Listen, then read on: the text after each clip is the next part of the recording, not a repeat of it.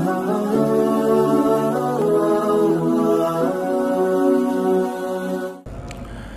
الحمد لله نحمده ونستعينه ونستغفره ونعوذ بالله من شرور أنفسنا وسيئات أعمالنا من يهده الله فلا مضل له ومن يضلل فلا هادي له أشهد أن لا إله إلا الله وأشهد أن محمدا عبده ورسوله اللهم صل أفضل صلاة على أسعد مخلوقاتك سيدنا محمد صلى الله عليه وسلم عدد معلوماتك ومداد كلماتك كلما ذكرك الذاكرون وغفل عن ذكره الغافلون ثم أما بعد اللهم ربنا زدنا علما وارزقنا فهما ووافقنا أملا صالحا اللهم رب اشرح لي صدري ويسر لي أمري واحلل عقدة من لساني يفقهوا قولي. Hadratul Mukarramin, para alim ulama, para asatidz, Bapak Ibu, alhamdulillah, mudah-mudahan kita senantiasa diberikan rahmat Allah Subhanahu wa taala. Mari kita sama-sama bersyukur pada Allah. Pada malam hari ini kita masih diberikan kesempatan oleh Allah Subhanahu wa taala untuk sama-sama duduk di majelis ilmu. Mudah-mudahan duduknya kita, berkumpulnya kita di masjid ini dihitung oleh Allah Subhanahu wa taala sebagai amal soleh yang menggugurkan dosa-dosa kita, menambah pahala kita dan mengangkat derajat kita di sisi Allah Subhanahu wa taala. Amin ya rabbal alamin. Bapak Ibu yang dirahmati Allah Subhanahu wa taala, tidak terasa ya, insyaallah beberapa hari lagi kita akan bertemu dengan bulan Ramadan. Ya, tidak lama lagi kita akan menyongsong bulan Ramadan, dan para sahabat biasanya sudah berdoa kepada Allah Subhanahu wa taala beberapa bulan yang lalu sebelum datang bulan Ramadan. Ya, kita sering mengucapkan doa, ya Allahumma barik lana fi Rajaba wa Sya'bana wa ballighna Ramadan. Kita meminta kepada Allah keberkahan di bulan Rajab dan di bulan Sya'ban, dan juga memohon pada Allah Subhanahu wa taala agar usia kita sampai ke bulan Ramadan. Kenapa penting bagi kita ibu bapak memohon pada Allah agar kita bertemu dengan bulan Ramadan? Karena bulan Ramadan ini bulan yang mulia, penuh berkah, penuh ampunan Allah Subhanahu wa taala. Sampai-sampai Rasulullah sallallahu alaihi wasallam menyampaikan, "Idza jaa Ramadan futtihat abwabul jannah." Nah, jika Ramadan tiba, Allah Subhanahu wa taala membuka pintu-pintu surga. Wa ghulliqat abwabun nar, kemudian pintu-pintu neraka ditutup oleh Allah Subhanahu wa taala. Wa suffidatis syayatin, kemudian setan-setan dibelenggu. Apa makna hadis ini? Makna hadis ini bisa makna hakiki, betul-betul Allah membuka pintu surga, betul-betul juga Allah menutup pintu neraka. Tetapi ada juga di antara para ulama mengatakan bahwa maknanya tidak hanya makna hakiki, tapi juga ada makna majazi. Maksudnya Allah Subhanahu wa taala memberikan kesempatan selapang-lapangnya bagi kita. Dengan amal soleh yang sedikit kita diberikan pahala dan ganjaran yang besar oleh Allah Subhanahu wa taala di bulan Ramadan.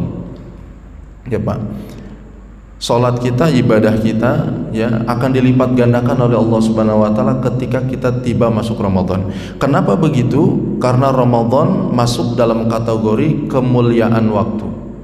Dulu mungkin kita kalau masih ingat ya Bapak Ibu, ya, bahwa kemuliaan itu ada 3 hal. Pertama, kemuliaan bergantung kepada siapa yang melakukannya. Ya, jadi tergantung orangnya, Pak. Ada orang kesurupan dibacain Yasin oleh kita 10 kali nggak keluar-keluar, Pak. Malah kita dikoreksi tajwidnya, Pak. Ada yang kayak begitu ya. Kok nggak keluar-keluar?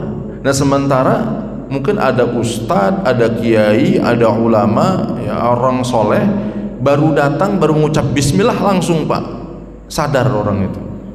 Nah, ayatnya sama Pak, ya, suratnya sama. Ternyata kemuliaan tersebut bergantung kepada orangnya. Tentu tahajud kita dengan tahajud Sayyidina Utsman bin Affan kualitasnya berbeda. Sedekah kita dengan sedekah Sayyidina Abdurrahman bin Auf kualitasnya juga berbeda. Di sisi Allah Subhanahu wa taala bergantung kemuliaan orangnya di sisi Allah Subhanahu wa taala. Itu satu. Kemuliaan bergantung kepada siapa yang melakukannya. Kedua, kemuliaan juga bergantung kepada tempat di mana dia melakukannya. Tentu salat kita di Masjid Raya Telaga Kahuripan dengan sholat kita di Masjidil Haram, kira-kira afdal mana Pak? Ya afdal di Masjidil Haram Pak, bahkan pahalanya, keutamaannya itu 100.000 kali lipat ya Pak. Masya Allah, kita nggak bisa melakukan itu di Masjid Raya Telaga Kahuripan. Kenapa bisa begitu? Karena syaraful makan, kemuliaan tempat di sisi Allah Subhanahu wa Ta'ala.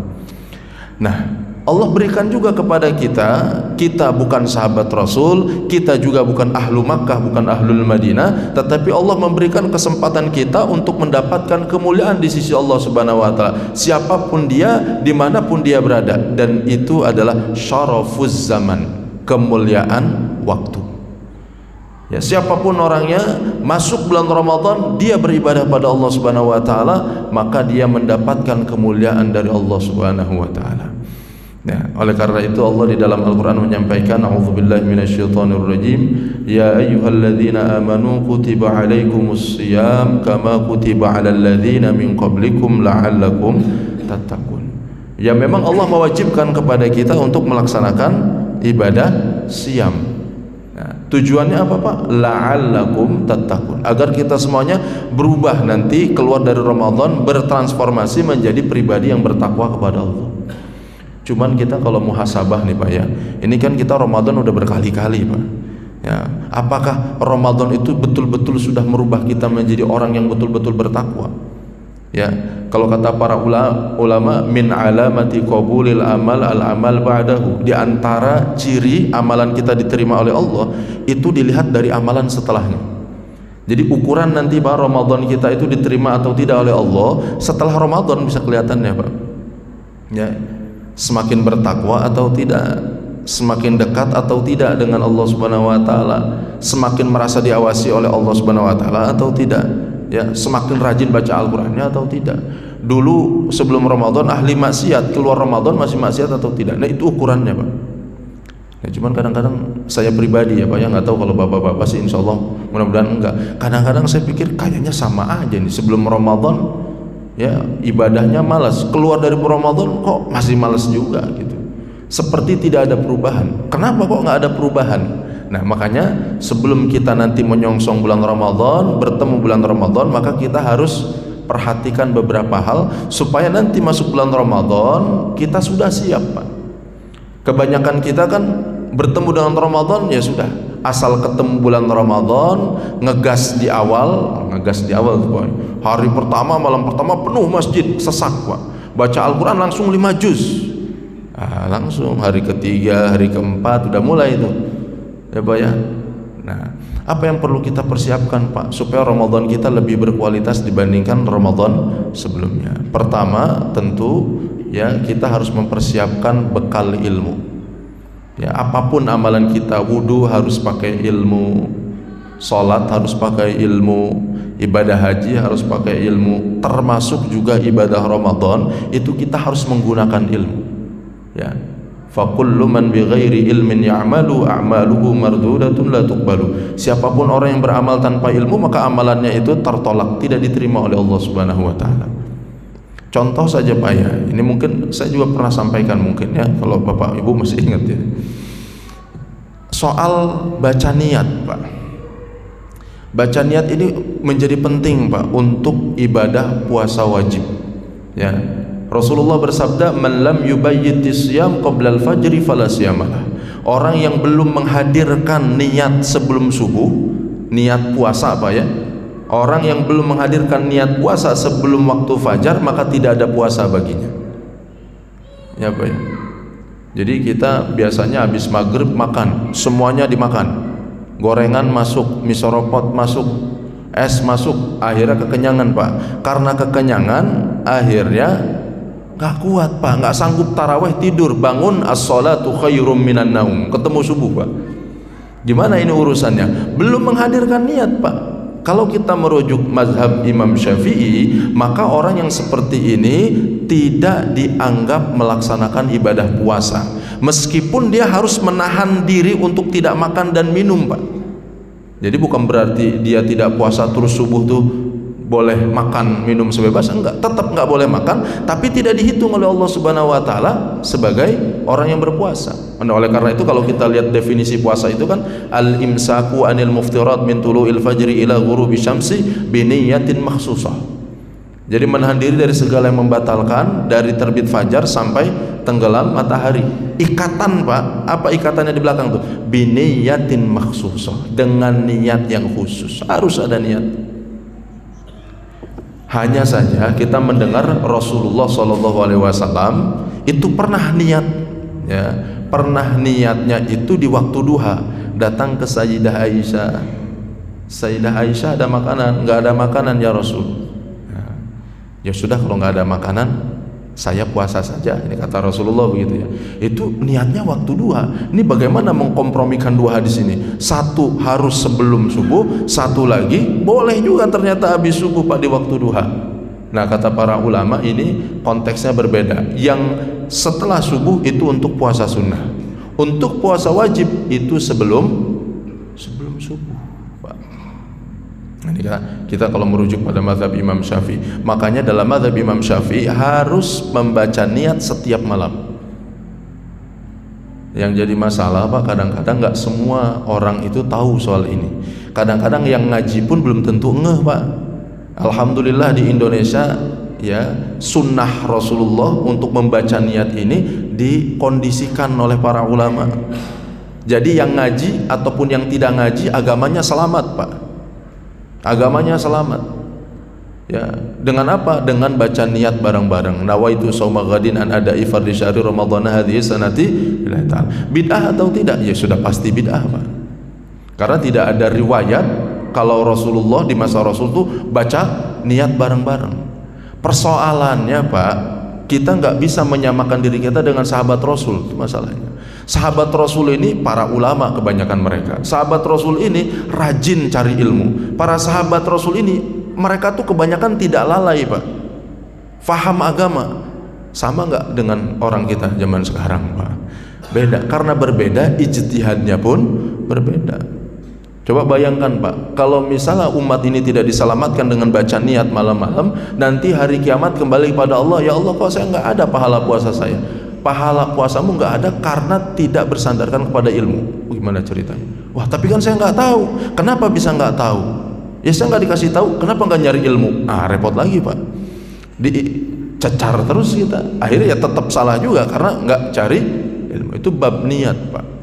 Ya itu baru bab niat. Sahur. Nah, ini. Sahur. Kalau kita masih makan terus dengar azan, Indomie lagi di mulut kita nih Pak, Allahu Akbar, ini azan subuh nih. Ini kira-kira kita masukin atau kita buang? Bapak-bapak jujur-jujuran nih, kalau lagi minum ditelan atau dimuntahin? Kebanyakan kita kan ditelan. Sebagian insya Allah sudah tahu, tapi sebagian besar juga saya coba tanya-tanya ternyata dilanjut Ustaz. Itu saya lihat di YouTube juga bilangnya begitu. Saya cek YouTube, bener. Ada yang bilang ya, kalau dengar azan sementara makanan belum selesai dimakan, lanjutkan sampai selesai. Batasnya kapan? Sampai la ilaha illallah. Waduh, lumayan juga tuh Pak. Bener atau enggak ini Pak?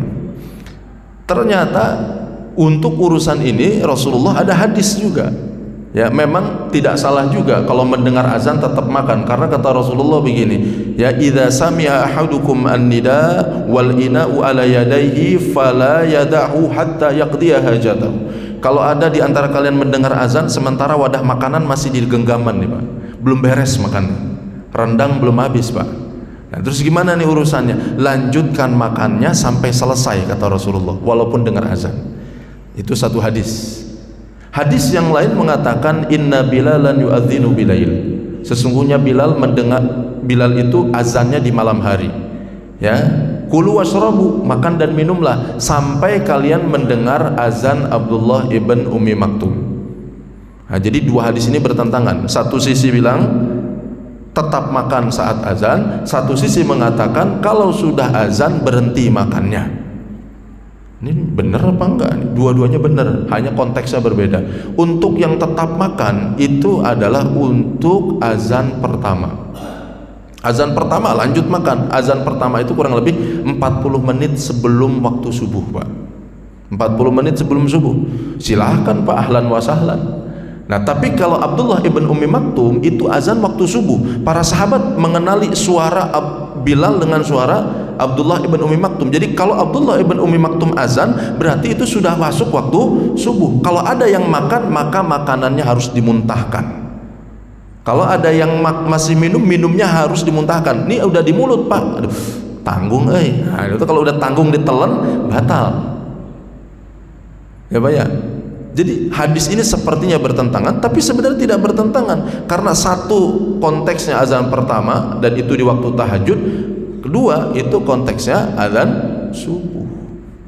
Sekarang kita lagi makan di rumah, lagi enak-enak makan, Allahu Akbar, Allahu Akbar, azan pertama nih, azan pertama. Dia merdeka mas sekali bayar azan bayar, ya berarti itu azannya Abdullah ibn Ummi Maktum harus selesai, Pak. Makanya paling enak kita ikut sunnah Rasulullah SAW. Sebelum azan sudah berhenti makan, kita sebut istilahnya imsak. Jadi di masa Rasulullah juga nggak ada istilah imsak, tuh nggak ada, Pak. Tapi perilaku imsak itu ada hadisnya. Riwayat Zaid bin Sabit menceritakan, tasaharna ma'a Rasulillah summa qama ila shalah. Kami dulu pernah sahur bersama Rasulullah, kemudian Rasulullah mendirikan sholat. Kemudian Abdullah bin Umar bertanya kepada Zaid bin Sabit yang menceritakan riwayat tersebut, jarak antara Rasulullah sahur dengan sholat itu berapa lama? Nah, dijawab qadra khamsina ayat, kurang lebih 50 ayat kalau baca Al-Quran, Pak. Ya mungkin kira-kira antara 10 sampai 20 menit tergantung ayatnya panjang atau pendek, Pak. Ya kurang lebih begitu. Jadi Rasulullah kira-kira 10 atau 15 menit sebelum azan berhenti nggak makan. Itu sunnah, Pak, berhenti ya, supaya apa, Pak? Supaya pas azan tuh kita sudah rapi, sudah siap, sudah. Jangan pas azan masih ini masih ada rasa sambal, masih ada, wah udah repot, Pak. Ini berkaitan dengan ilmu, ini baru sekelumit, Pak. Tapi ternyata ada juga di antara umat ini, ternyata ketika makan dengar azan subuh masih lanjut, Pak. Kalau masih lanjut bagaimana hukumnya? Ijma' ulama, 4 mazhab batal. Itu bukan lagi khilaf, itu sepakat. Oleh karena itu definisi puasa itu, Pak, menahan diri dari segala yang membatalkan dari terbit fajar, bukan dari azan subuh. Terbit fajar, azan subuh itu adalah i'lam, menginformasikan bahwa fajar sudah terbit, itu maksudnya, Pak. Jadi kalau kita tetap makan saat azan, artinya kita sudah merusak definisi puasa. Nah ini bahaya. Kalau begitu batal. Kalau tahun kemarin kita pernah melakukan itu, Pak, sekarang tahu, nah itu harus gimana? Qadha, ya harus diqadha sebenarnya. Harus diqadha. Wallahu a'lam bishawab. Artinya balik lagi, Pak. Sebelum Ramadan tiba, mari kita perkaya ilmu kita terkait Ramadan. Apa saja yang disunahkan, apa saja yang dilarang, bagaimana yang dilakukan oleh Rasulullah, apa saja yang diamalkan oleh para sahabat ketika bertemu dengan bulan Ramadan. Itu penting bagi kita, ya, agar kita bertemu dengan bulan Ramadan ya dengan ilmu. Ya. Itu satu. Ya, persiapan ilmu. Yang kedua, ya bapak-bapak, ibu-ibu, sebelum kita bertemu Ramadan kita harus punya tekad kuat nih, azam yang kuat. Ya Allah, ya saya kalau bertemu bulan Ramadan insya Allah saya pengen baca Al-Quran hatam, saya ingin qiyam Ramadannya hatam, saya ingin puasanya kualitasnya lebih bagus. Itu harus ada tekad yang kuat, Pak. Nah, oleh karena itu ya ini kalau kita nggak ada niatan, gimana entar aja nih, kalau yang gimana entar nih, wallahu a'lam bishawab. Jadi memang harus dari sekarang kita punya tekad, insya Allah pokoknya saya harus punya target tahun ini harus dapat Lailatul Qadar, kan kira-kira begitu, Pak. Nah, sehingga ketika tiba Ramadan kita menjalankan apa yang menjadi rencana kita, ya Pak ya. Bertemu dengan bulan Ramadan kita menjalankan tekad-tekad kuat kita, Pak. Pertama yang perlu kita tingkatkan tentu puasa itu, Pak. Kualitas puasa kita. Ya, Imam Al-Ghazali membagi level puasa itu pada 3 tingkatan. Pertama, puasa orang awam. Puasa orang awam itu menahan diri dari lapar dan dahaga saja, udah Pak. Ya, kaful baton wal faraj. Jadi dia jaga perutnya, jaga kemaluannya, selesai sampai situ. Tapi fitnah masih, ghibah masih, gitu ya. Terus apa lagi Pak? Korupsi masih. Nah, itu yang kayak gitu-gitu masih ternyata Pak. Padahal dia puasa perutnya, puasa dahaganya, puasa kemaluannya. Nah, ini orang yang seperti ini kata Imam Al-Ghazali ini masuk dalam kategori puasa orang awam. Kalau level puasa kita seperti ini, ya kemungkinan kecil sekali untuk mendapatkan buah dari Ramadan yang disebut dengan la'allakum tattaqun itu Pak. Jadi kalau kita mau dapat la'allakum tattaqun, maka harus naik level kata Imam Ghazali, yaitu puasa khawas. Nah, puasa khawas seperti apa? Puasa khawas itu adalah kaful jawarih anil atham. Seluruh anggota tubuh ini dijaga dari melakukan dosa Pak.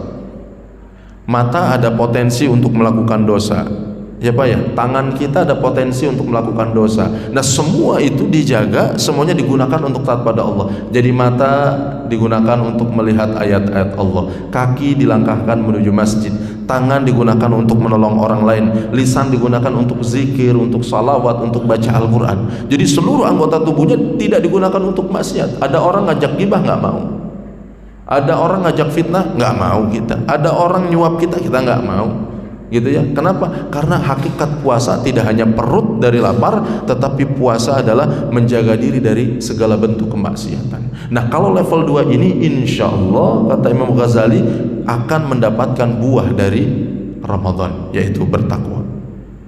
Ada yang ketiga Pak, ini berat Pak. Ini puasanya para nabi, para aulia. Ya, ya.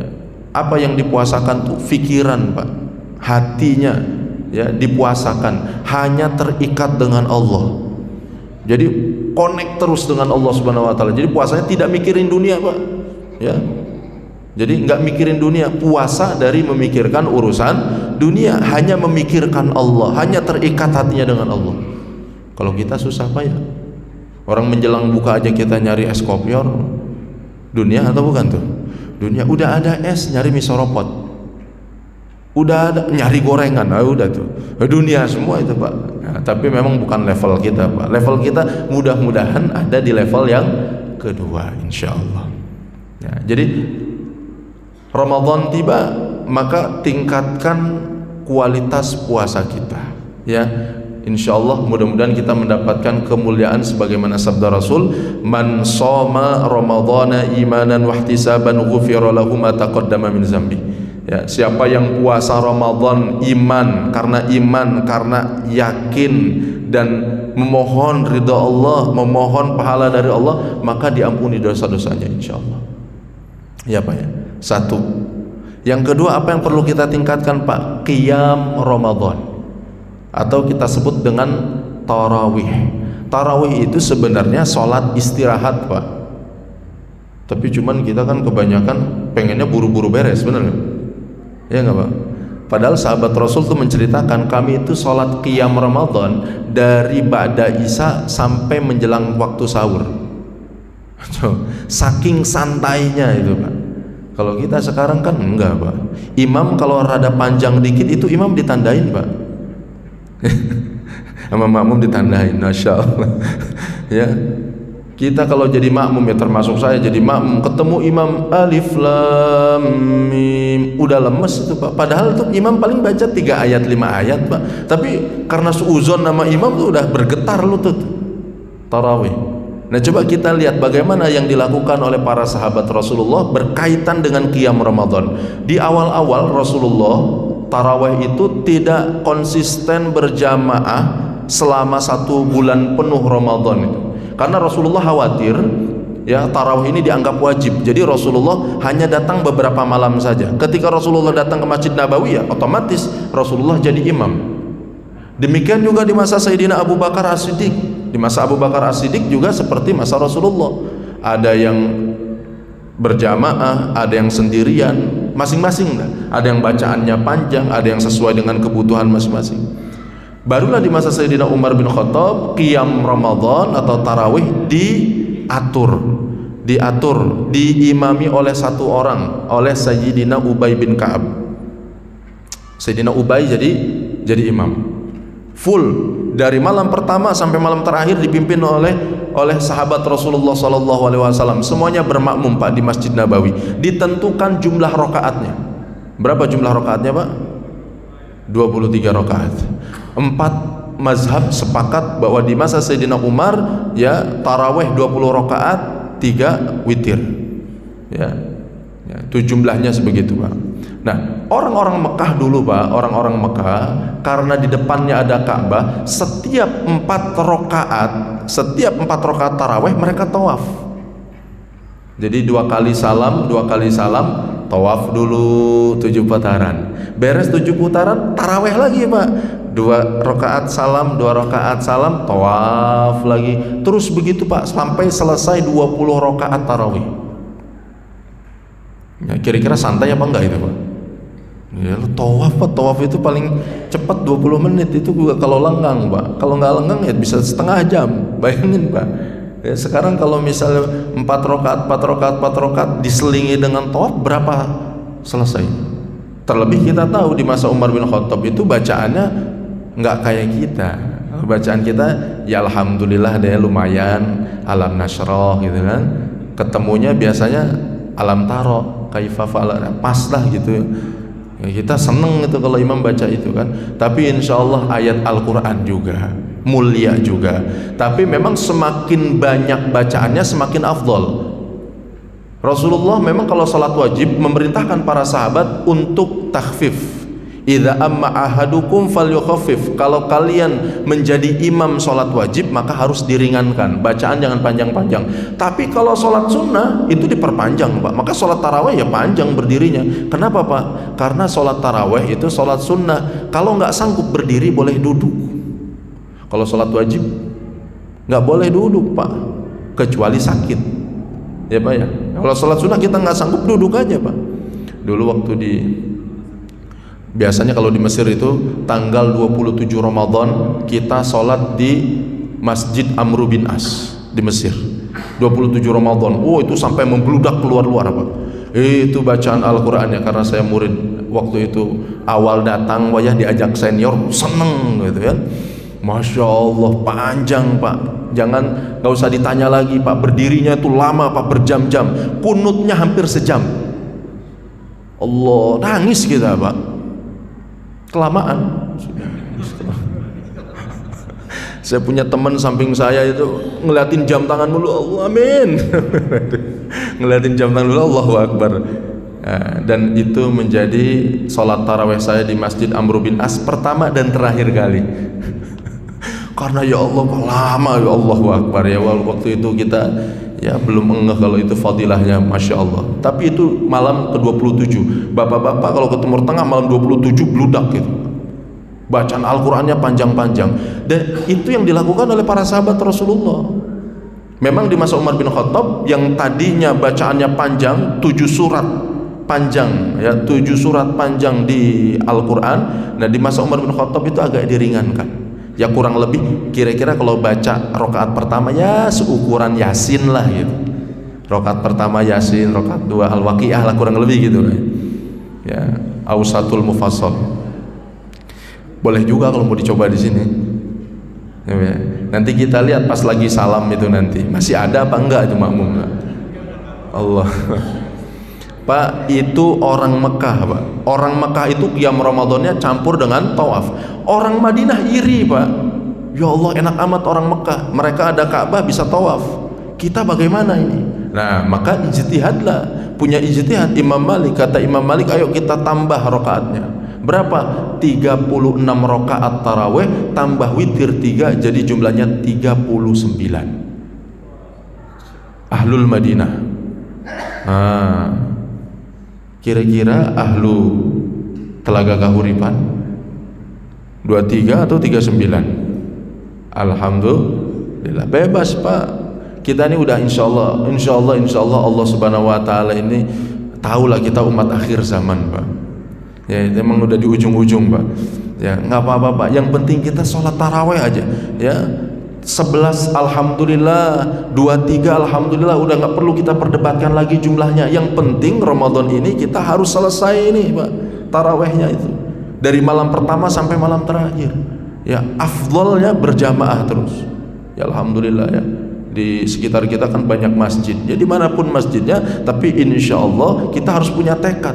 Kita pikir-pikir gimana kita ya.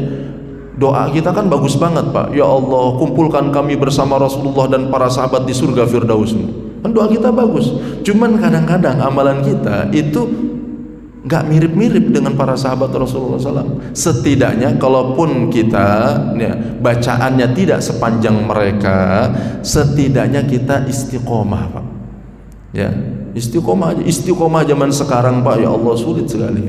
Sulit sekali. Makanya insya Allah Ramadan tahun ini ya, mau jumlahnya 11 ataupun 23, bismillah ya, bismillah insya Allah ya. Itu perkara khilafiyah jumlah rakaat, tapi insya Allah afdal, insya Allah afdal semuanya, Pak. Nah, itu soal qiyam Ramadannya berarti harus diistiqomahkan, Pak ya. Apalagi, Pak, yang perlu diperhatikan di bulan Ramadan, mudarasatul Quran, kajian Al-Qur'annya, Pak. Karena Rasulullah SAW itu kalau datang bulan Ramadan itu malaikat Jibril bertemu dengan Rasulullah, dan Rasulullah membaca Al-Quran di hadapan malaikat Jibril. Jadi malaikat Jibril ini menyimak bacaan Rasulullah SAW dari awal sampai hatam. Ya, biasanya setiap tahun Ramadan itu Rasulullah menghatamkan 1 kali. Hanya di tahun terakhir Ramadan terakhir Rasulullah itu Rasulullah menghatamkan 2 kali hataman Al-Quran yang disimak oleh malaikat Jibril alaihissalam. Artinya apa, Pak? Ya, di antara sunnah Rasulullah SAW adalah menghidupkan bacaan Al-Quran, termasuk menyimak, saling menyimak gitu, Pak. Kalau kita buka kitab At-Tibyan fi Adabi Hamalatil Quran karya Imam Nawawi, bahkan di antara kebiasaan para sahabat Rasul, mereka itu saling menyimak bacaan, Pak. Ya, alhamdulillah di kita ini banyak ya asatiz, masya Allah, para hufaz Al-Quran, imam kita, masya Allah, Pak. Jangan-jangan bacaan kita selama ini belum terlalu benar, disimakkan, Pak. Jadi Rasulullah saja itu diperlihatkan bacaannya kepada malaikat Jibril. Lalu bagaimana dengan kita, Pak? Nah, Ramadan itu bolehlah kita bikin halaqah, baca biasa satu persatu saling dengan. Ternyata itu kebiasaan yang dilakukan juga oleh sahabat Rasulullah, kata Imam Nawawi. Bahkan ketika hataman Al-Quran diundang Sayyidina Ibnu Abbas agar membacakan doa untuk mereka. Mudarasatul Quran. Makanya masya Allah, bapak-bapak ya, kalau sudah datang bulan Ramadan itu kita tahu ya, para sahabat, para ulama di masa lalu di luar Ramadan aja bacaan Al-Quran mereka itu masya Allah rajin, mereka hatam Al-Quran. Datang bulan Ramadan lebih masya Allah lagi. Seperti Imam Syafi'i misalnya, kalau di luar Ramadan kan beliau hatam Al-Quran setiap hari, Pak ya. Setiap hari 1 kali beliau tuh, Imam Syafi'i itu. Nah, kalau Ramadan tiba itu dilipat gandakan, jadi siang hatam, malam hatam, Pak. Hatam beneran, Pak, bukan baca kulhu 3 kali, hatam beneran. Masya Allah. Coba bisa bayangkan, Pak. Jadi kalau 30 malam, Pak, Ramadannya, berarti berapa kali, Pak? 60 kali hatam Al-Qurannya. 60 kali, Pak, Imam Syafi'i itu. Itu pun menjelang meninggal Imam Syafi'i itu masih nangis ke Allah. Ya Allah, saya ini ahli surga atau ahli neraka? Itu yang setiap hari hatam Al-Quran. Kita ini wabil khusus saya nggak hatam-hatam tapi perasaannya jadi ahli surga aja gitu. Ya, husnuzon gitu, Pak ya, kita sama Allah Subhanahu wa taala. Tapi ini maksudnya ini momentum, Pak, untuk mendekatkan diri kita, keluarga kita dengan Al-Qur'an. Bulan Ramadan. Kalau Ramadan tidak memotivasi kita untuk mendekatkan diri dengan Al-Qur'an, lalu bulan apa lagi yang bisa membuat kita dekat dengan Al-Qur'an? Makanya istiqomah. Minimal 1 bulan 1 kali aja, minimal, Pak. Ya syukur-syukur Bapak misalnya ada yang 3 kali, ada yang 4 kali, alhamdulillah. Ya, itu ahlan wa sahlan, itu bagus sekali, Pak. Ya. Tapi memang ada yang diperbolehkan tidak menghatamkan Al-Quran, Pak. Di antaranya orang yang disibukkan untuk berbagi ilmu, ya kemana-mana ngisi pengajian di mana-mana, ngibagi ilmu. Akhirnya untuk baca Al-Quran itu secara fardiyah individu nggak ada waktu, karena itu kata Imam Nawawi boleh, gitu ya. Nah, jadi insya Allah kalau saya nggak hatam, ya mohon dimaklum gitu Pak ya. Alasan itu alasan Pak ya. Imam Syafi'i aja bisa Pak. Imam Syafi'i itu dari ba'da subuh sampai isya itu beliau di Masjid Amr bin As ngajar fikih Pak. Ngajar fikih, ngajar Quran itu beliau, tapi masih hatam Al-Quran. Bukan Masya Allah ya. Ya. Masya Allah. Jadi mudarasatul Quran menjadi penting Bapak-bapak di bulan Ramadan. Ya, insya Allah ya Pak ya. Insya Allah ya Pak ya. Ajak keluarga, ajak istri baca Al-Quran bareng-bareng. Ya, jangan-jangan kita nggak pernah ya ajak keluarga kita ngaji bareng-bareng gitu. Ya, jangan-jangan kita belum pernah mengajarkan anak kita Al-Quran. Anak kita diajarin sama orang lain terus. Kita nggak pernah ngecek bacaan anak-anak kita. Nah, itu harus diperhatikan ketika datang bulan Ramadan. Nah, mudarasatul Quran. Yang keempat Pak, ya, Rasulullah SAW itu kana ajwadun nas. Beliau ini orang yang paling dermawan Pak. Di luar Ramadan aja sudah dermawan. Wa kana ajwada ma yakunu fi Ramadan. Ketika tiba Ramadan, beliau lebih dermawan lagi. Nah, artinya bulan Ramadan ini kesempatan untuk ibu bapak memperbanyak amal soleh dengan bersedekah. Dilipat gandakan sedekah, pahala sedekah itu. Pahala sedekah, pahala wakaf dilipat gandakan oleh Allah Subhanahu wa taala. Nah, terlebih Rasulullah menyampaikan, man fattara shaiman kana lahu ajrus shaim, kana lahu ajrus shaim min ghairi ayanqusa min ujurihim syai'a. Ya, jadi orang yang memberikan bukaan. Nah, ini insyaallah biasanya ibu-ibu rajin itu ya, menjelang buka bawa makanan ke masjid, buka bareng-bareng. Ya, itu Masya Allah ibu-ibu ya, masak untuk 50 orang, 20 orang, 30 orang, semua yang berbuka itu puasa. Masya Allah, pahalanya mengalir kepada ibu-ibu yang masak, mengalir kepada bapak-bapak yang mendanai masakannya. Masya Allah, ngalir Pak, 50 orang, 100 orang, 200 orang kita kasih makan, kita dapat pahala puasa mereka tanpa mengurangi pahala untuk mereka juga. Itu Masya Allah. Nah, itulah yang dilakukan oleh para sahabat Rasulullah SAW. Jadi kalau sudah datang bulan Ramadan, Masya Allah udah Pak. Ya, jadi sedekahnya tuh Masya Allah. Di Mesir itu ada namanya Maidatur Rahman. Maidatur Rahman itu hidangan Allah yang Maha Penyayang. Jadi kita modal tenaga aja Pak, asal duduk aja di situ. Nanti disediakan makanan itu Pak, di mana-mana Pak. Ada yang untuk 500 orang, ada yang untuk 200 orang. Bahkan itu pernah satu ketika itu antara satu booth dengan booth yang lain ditarik-narik, kesini aja, enggak di sini aja. Bayangin Pak, itu kalau datang ke Mesir banyaknya tuh. Ya, di Mekah Madinah ada juga, tapi tidak semasif di Mesir Pak. Kalau datang ke Mesir bulan Ramadan, Masya Allah, kita bakal melihat orang itu udah jor-joran Pak, jor-joran. Itu ada yang menyiapkan tempat, ada kita lagi jalan gitu, tahu-tahu diberhentiin sama mobil gitu ya, disalip sama mobil. Kirain mau diapain? Keluar dia buka bagasi box. Bayangin Pak. Ya, makanan tuh, ngasih makanan, ngasih uang juga Pak. Kenal enggak apa enggak? Jadi Masya Allah, itu yang dilakukan oleh udahan ini Pak. Allahu Akbar. Nah, ini mudah-mudahan bapak-bapak ya, rezekinya lapang, insya Allah termotivasi untuk banyak sedekah di bulan Ramadan ya. Nah, yang terakhir Pak ya, 10 malam terakhir jangan sibuk di mall. 10 malam terakhir maka hidupkan malam dengan banyak ibadah, baca Quran, karena harapan kita mudah-mudahan kita mendapatkan Lailatul Qadar ya. Demikian Bapak Ibu yang bisa disampaikan. Mohon maaf atas segala kesalahan dan kekurangan. Terlebih kita akan bertemu bulan Ramadan. Mohon maaf kalau ada salah-salah kata selama ini. Kembali ke nol Pak ya, insyaallah. Kullu amin wa antum bi khair. Mudah-mudahan panjang umur semuanya. Mudah-mudahan semuanya bisa menjalankan ibadah Ramadan dalam keadaan sehat walafiat. dan mudah-mudahan diterima semuanya oleh Allah Subhanahu wa taala amal salehnya. Demikian yang bisa disampaikan, yang benar dari Allah, yang keliru dari pribadi saya. Subhanakallahumma wa bihamdika asyhadu an la ilaha illa anta astaghfiruka wa atubu ilaik. Wassalamualaikum warahmatullahi wabarakatuh.